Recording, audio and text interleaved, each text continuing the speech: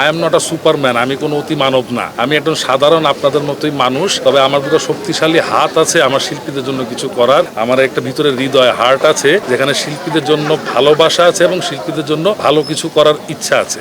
এখন দেখেন আমাদের বর্তমান চলচ্চিত্রের যে সংকটটা, সেই সংকটটা খুব গভীর এবং কঠিন। এই সংকটটা রাতারাতি উতরে যাওয়াটা সম্ভব না, বা এখান থেকে হঠাৎ করেই পরিবর্তন করে ফেলা সম্ভব না, হঠাৎ করে সব শিল্পীকে কর্মব্যস্ত করে দেওয়া সম্ভব না। তবে বর্তমান সংকট যেটা আমরা ফিল করি সবাই, সেইটা যাতে কিছুটা লাঘব করা যায় সেই কল্পে আমি কাজ করব।